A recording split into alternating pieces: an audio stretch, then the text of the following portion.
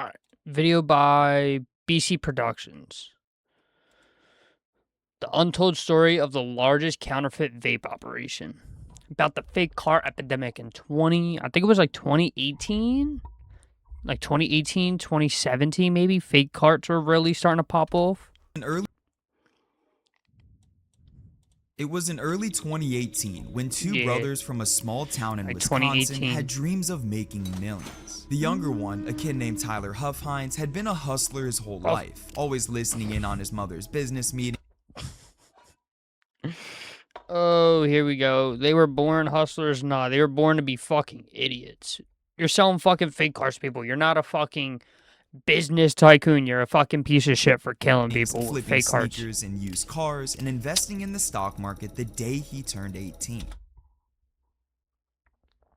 But his whole life changed when his older brother Jacob introduced him to the world of THC carts. Now, Tyler was never the type of guy to get high, but when he realized how lucrative a business counterfeit carts were, he couldn't resist taking advantage. Tyler's entrepreneurial spirit, paired with Jacob's extensive knowledge of the THC cart market, led him and his brother to create the largest illegal counterfeit vape operation in the US, selling an estimated 2.9 million carts and making millions of dollars in just a year and a half. However, thanks to some strict parents and their kid, the Huffhines brothers' operation came crashing down just as fast as they grew it. Two brothers face charges in a large-scale counterfeit vaping operation. Authorities say their mother was in on it. They seized That's sad.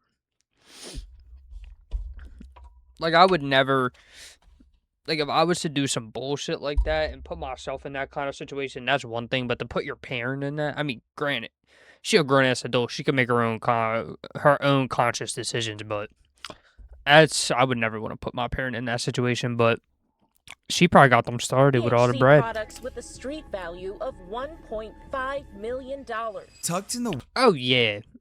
She paid for all of that. West region of southeastern Wisconsin is the quiet village of Paddock Lake. Surrounded by vast farmlands, quiet country roads, and dotted with clusters of trees, it's a peaceful place that's far removed from the bustle of big cities. The village, home to about 3,200, is built around its namesake lake, a hub for summer boating and winter ice fishing. It's the kind of town where everyone knows everyone, especially when it comes to their local high school. Westosha Central High School 3,200 acts as people the is not a central lot hub for at students all. across the area. The school, standing on the outskirts of Paddock Lake, It's is a a beautiful modern fucking building that school, almost though. feels out of Damn. place next to the village's small homes and rustic charm. But it's here where the not youth gonna lie, of the that kinda looks Westosha nice. I region like gather that. to learn, play sports, and in the case of Tyler Huffhines, make some questionable decisions. Tyler grew up with his older brother, mother, and about grandfather high in a school. quiet neighborhood overlooking Paddock Lake. From an early age, Tyler was drawn to business, often sitting quietly behind furniture, listening to his mom's business meetings, and pleading to open his own bank account. By 7th grade, he was already on his grind flipping sneakers to make a profit. And when he entered Westosha Central as a freshman, his entrepreneurial skills only got sharper. While other students were caught up in sports and mowing down kids on Nuketown, Tyler was learning the ropes of business, taking as many business and leadership classes as possible while always looking for his next money-making.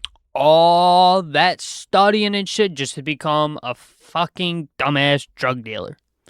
Like, come on, gang. Like, there's gotta be a way. Like, not everybody's gotta make money selling drugs, bro. You can make money doing something else. Everybody just wants to As his high fucking school sell years drugs went to on, be he that made cool kid. thousands of dollars flipping used cars while also investing heavily in the stock market the day he turned 18. After Tyler graduated high school in 2018, he attended Carthage I'm not gonna lie, I can't hear nobody talk about the fucking that shit sounds like a fucking bunch of hoopla. College and worked alongside his brother at his mother's real estate office. Now, he was still on his grind of becoming a young millionaire, but he was becoming restless. He wasn't content with being stuck working a typical job. He wanted more. He wanted something lucrative, something thrilling, something that would fit the CEO type of lifestyle he always yearned for. But thankfully for him, his older brother Jacob had just the right thing for him. Jacob Huffhines lived a vastly different life than his ambitious sibling. Born 3 years apart, Jacob spent a majority of his teenage years getting into some pretty serious shit. By the age of 17, he faced charges for marijuana possession and underage drinking. By 22, he was a convicted felon and earned himself some jail time on charges of dealing cocaine and running a drug house. Right, but Connor's such a good fucking kid, ain't he? Oh, Connor, he couldn't hurt a fly. But despite these obvious signs that he should step away from the world he veered himself into, Jacob always found a way back into the drug trade. He never learned from his mistakes, and instead dove headfirst into learning all about the world of dealing. And his eagerness to continue selling drugs aligned perfectly with the rise of THC carts. Mind you, this was early 2018, a time when these products were starting to catch fire and become super popular. Legal gray I'm not gonna areas. lie, I'm not buying anything that's Trix or Cocoa Puff flavored. That your ass gonna have heart issues from that cart, bro. That's why, like, I don't know, like back then, like when you bought, like from personal experience, I went to one person and one person only, and I knew where they got their shit from. I knew it wasn't fucked with. I knew I could trust them. Why are you going to these fucking people like when I worked at Wawa when I worked at my old Wawa, there would be like a dude that would come in and offer people gas, and I'm like, I'm okay. And people are, and like, I'm the stoner of the store. So everybody's like, yo, he's offering like weed, you ain't getting? No. He offering free shit? Nope. He gonna get you addicted to that shit with something. So I was never, like, you gotta know where you're getting shit from. You getting shit from two sketchy-ass suburban kids. Like, come on, bro. These kids got all the money in the world. You're gonna buy, and they're like, yo, bro, I got that Fruity Pebbles cart. Really, bro? Fruity Pebbles? Yeah, bro, it's made by Kellogg's, too, bro. Kellogg's is in the vape game now. And a growing That's demand how for these fucking people make money off of dumbasses like creating that. a gold mine for those willing to take the risk of dishing them out. And Jacob, who was already deep into this world, saw the potential to make a shitload of money from selling these cards and was willing to take that risk. But not alone. Tyler's ambition to make massive amounts of dough, paired with Jacob's vast knowledge of dealing. Damn, I kind of feel bad for his brother then, because his brother could have went down the correct path with all his learning. He learned everything that he needed to, went to business classes, all that, just to get drugged down by his older brother to do drugs. Was a match made in heaven. A match that Tyler simply couldn't resist. When Jacob laid out his idea to Tyler, he was completely on board. And just like that, the boys started to craft up a plan. Their strategy was simple. They wanted to create an operation that cut costs and maximized profits by selling counterfeit vape cartridges. In other words, they wanted to establish what's known as a pen factory, a low-profile operation that essentially served as a middleman between THC liquid suppliers and high schoolers who wanted to get fried. Their plan revolved around sourcing empty vape cartridges and branded packaging from Chinese manufacturers for dirt cheap, and then filling them with THC liquid that the boys obtained from California. Basically, they wanted to pass off their carts as legit for as cheap as possible. Is that scummy? Absolutely. But it was profitable, and they made it even more profitable by opting to cut their THC liquid with cheaper oils that contained vitamin E acetate. Sound familiar? This approach used less of their expensive core ingredient while still making their product look legit, which in turn increased their margins with minimal overhead. However, even though they had a solid plan set up, the duo still had no clue where they would set up shop. I mean, Tyler probably had enough money saved up to buy a place, but they wanted to keep costs down as low as possible. So where would they go? Well, it turned out the answer was close to home. Courtney Huff-Hines wasn't your typical mom. She was a well-known real estate agent in the Westosha area with a larger-than-life personality that perfectly matched her career. If you lived anywhere around Paddock Lake, chances are you saw her bright red blazers on real estate ads or her smiling face on Instagram, promoting her new listings or showing off her family's latest vacation. But beyond the posts and business attire, Courtney was someone who valued ambition and wasn't afraid to take risks. She had spent over 2 decades in the real estate game. She built her career by working with well-known real estate companies in southeastern Wisconsin and eventually opened her own place called sell Realty counterfeit Executives Unit. carts. And despite filing for bankruptcy back in 2012, bro. she was back on her feet by 2018. Bro, you are, what is this? Wait, what? Unity. And despite filing for bankruptcy back in 2012, Bankruptcy? Nice. Gotta love that.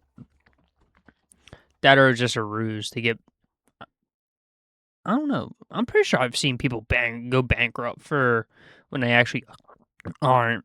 She was back on her feet by 2018 and opened a brand new real estate office in Union Grove, Wisconsin, about 15 minutes from Paddock Lake. She was all about success, resilience, and self-belief. But it turns out her success wasn't just limited to selling homes, if you know what I mean. The boys approached their mother with their plan, pitching it as some kind of entrepreneurial endeavor that required a home base. And shockingly, instead of slamming the door on their wildly illegal idea, Courtney did the exact opposite. She gave it her blessing and even allowed them to use her office in Union Grove to get things started. Oh my god, bro. What?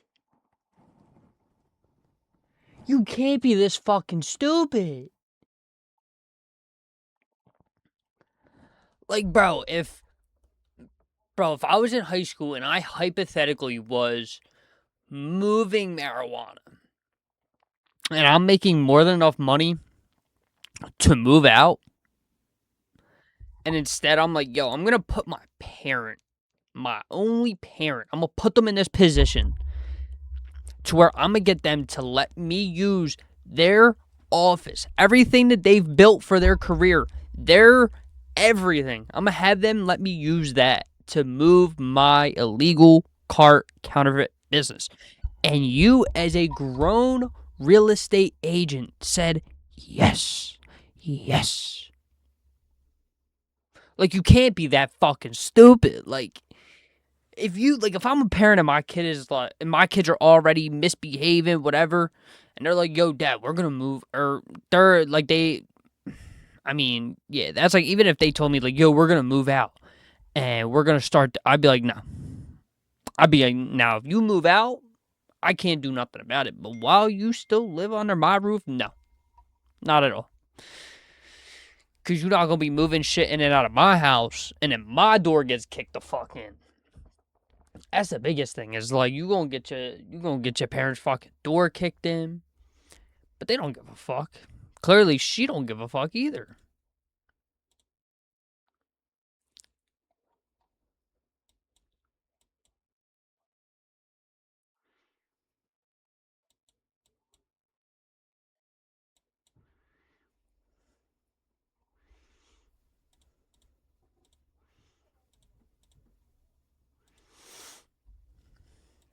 It's almost surreal to imagine, like on one side is Courtney's nice real estate office, and on the other side, her own sons are filling carts with booth. On January 16th, 2018, Tyler, Jacob, and Courtney kicked off their new startup with nothing more than some empty vape carts, a bit of THC distillate, and a lot of ambition. Tyler, the #1 man in the operation, knew that scaling this type of business required, well, learning the business. And this is where a man named Moo came into play. Moo, who was not a cow, but rather the boys' plug from California, wasn't just their supplier of THC distillate. He became Tyler's mentor. Over countless FaceTime calls, Moo walked Tyler through every step of making counterfeit carts, like how to dip the caps in alcohol to avoid leaks and how to properly fill them. Tyler picked up this skill rather quickly and began making his dank vapes and chronic Sour Patch Kids carts all by himself in a matter of days. After he got in the swing of things, it wasn't long before he decided he needed to invest in more supplies. Over Labor Day weekend in 2018, he flew to California, carrying $300,000 in cash to purchase more distillate. A fucking insane.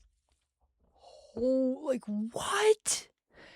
Holy shit. Move for a kid straight out of high school. The trip secured the steady supply of THC oil the brothers needed to ramp up production, which led them to the tall task of building their team. They started out by hiring a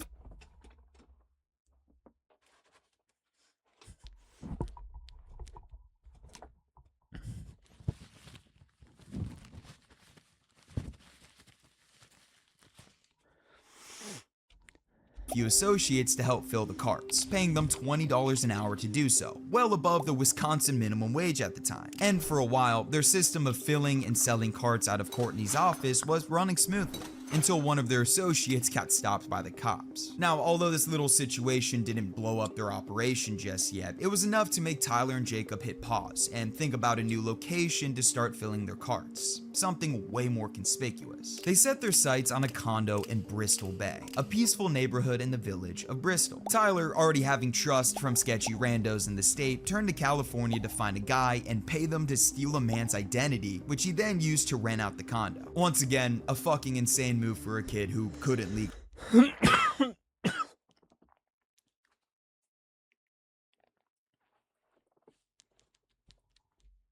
You just keep digging the fucking hole deeper. First, you already had legal trouble before. Second of all, you're filling fake counterfeit carts in your house. Already illegal as fuck. Already illegal as fuck. And now, you're just blatantly committing fraud. Just blatantly. You're just blatantly scamming people, just frauding people now, taking people's identity. Like now you're looking at a whole ass RICO case now. Like the fuck? Drink. But this wasn't even the craziest part. Like, Courtney what the was the fuck is one wrong who with these brokered the people? deal for the condo and was well aware that her own son was not only using a stolen identity to rent it, but also knew that they were about to run a full-fledged drug You ring can't out. be this Courtney, honey, stupid. what are we doing? And somehow, no one Shit, suspected a making thing that from the bread. condo deal, and it soon became the center of their G-Ma. ever-expanding empire. Over the next year and a half, their operation absolutely exploded. They went from a few helpers here and there to a full team of 10 workers who were filling between 3,000 and 5,000 cartridges a day, which equates to over 2 That is fucking insane. 5K carts a day? 5K. Bro, and you figure each cart is selling for at least... Bro, if I'm making that many a day, bro, I'm selling cart for fucking $25. Every 4, I'm making $100. I'm cooking right now. Bro, you're figuring they're selling each cart for $40, $35, $40. Maybe even $50. And they're making 5,000 of them a day. 2.9 million carts over that time frame. Also,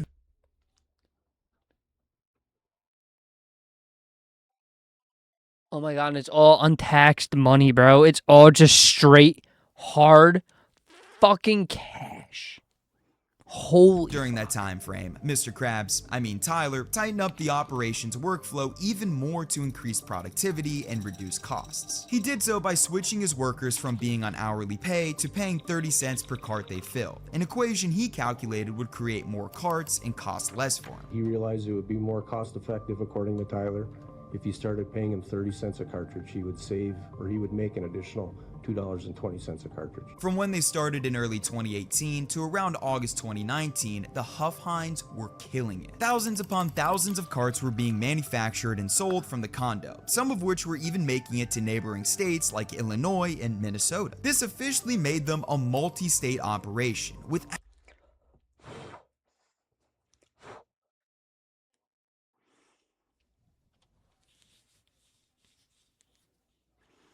absolutely no suspicion from anyone. Now, their neighbors would see Jacob, Tyler, and the gang constantly leave and come back from the condo, but they didn't think anything of it. They thought it was all normal. Well, everything seemed normal until a couple of parents about an hour away from the operation caught their kid doing something naughty. A mom and a dad were shocked to see their kid getting stoned off a cart. Oh my god, Timmy, you're high as fuck!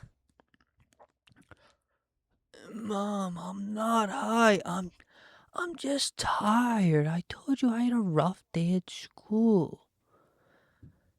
Now, are we getting food? Are you making dinner tonight? Are you making tacos? Tacos. She's like, oh my god, I reached a fucking drug addict. I gotta send you to rehab. You're gonna overdose. You're taking too much. In early fake July cards 2019 can actually overdose in on, Waukesha, so it's like... an affluent suburb near Milwaukee. The parents, wanting to hold their high schooler accountable, marched him down to the local police station to turn himself in, which I mean is a little...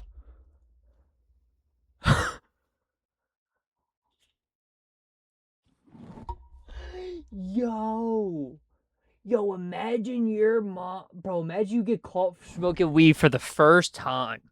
Or like this your like first time really starting to smoke gas. And your mom comes in and marches you down to the fucking police station to snitch on yourself. Oh, I'm balling up and crying. I can't. I wouldn't. Bro, I wouldn't even be able to leave the house. You want me to go snitch on myself? First of all, that's some real narc-ass behavior. If I'm ever a parent, talk to your child about this shit. Do not march them down to the police while they're fucking stoned, and you're just gonna ruin that shit for them, because now they're gonna be paranoid as fuck every time they smoke. Extreme, right? But regardless, the parents made their kid talk with the Waukesha Police Department and discuss where he got the cart from, which is when he showed them Tyler's Snapchat. Now, Tyler would constantly post about the thousands of carts he had in stock, his piles of money, along with his constant trips to California to re-up his supplies, all of which was a goldmine of information for these cops. Tyler set up an account on Snapchat and sold product using the name Wisco Bag Boy. After seeing this, the Waukesha Police Department launched an investigation, meticulously tracing dealers and anyone else that could be a part of the operation. The evidence stacked up quickly, and within a month, the Waukesha cops teamed up with the Kenosha Drug Operations Group and the Racine County Metro Drug Unit to find.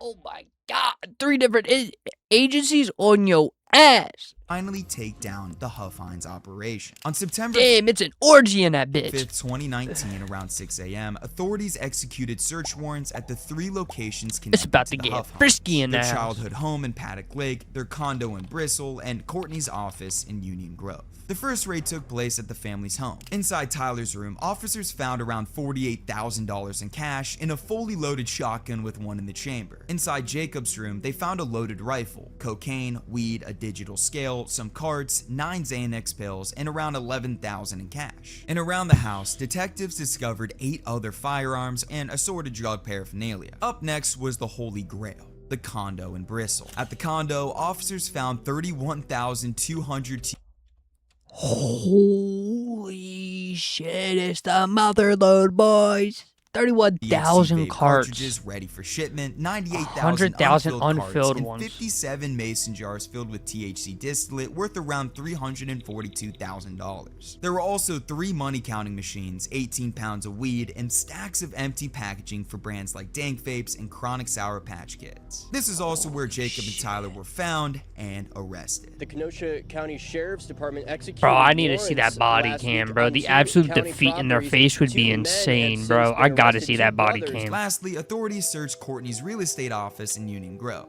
At the time, the place had been mostly cleared out, but police still found leftover packaging materials and drug paraphernalia, enough to show that the office was a critical part of the operation at one point. And as a result, Courtney was arrested a few weeks later. All the THC oils and stuff were gone at that time, but all the packaging, everything that was there in the Bristol condo was also there in the back of her office. So now, with all 3 Huff Hines in handcuffs, it was obvious they're going to be slammed with the book, right? I mean, an illegal multi-million-dollar operation. Yo, tell me they get off on this shit, bro. No way they get off, but tell me they get like 6 years. Identity fraud, a shit ton of firearms, selling millions of carts across state lines. They were fucked.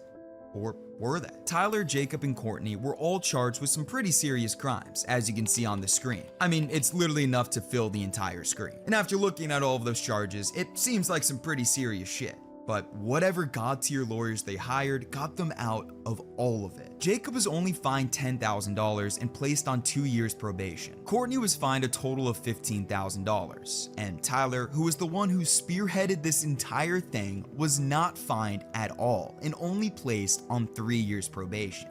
I just don't know how to explain that. All 3 of the people connected to the largest black market THC vape ring in the US all avoided prison time and pretty much got away with everything. It was an early... No fucking way, bro. What? What? They faced no prison time for that. That...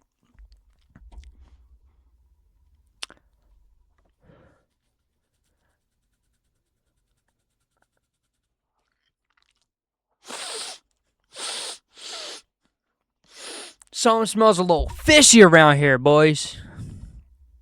It ain't just my fingers. Yo, no prison time is actually fucking insane, bro. You got people serving years in jail for An eighth, 2 grams, a blunt. But nah, they definitely snitched on their plug. There's no way they got out on everything. Fuck no, they definitely snitched on everybody. All right. What do we want to do?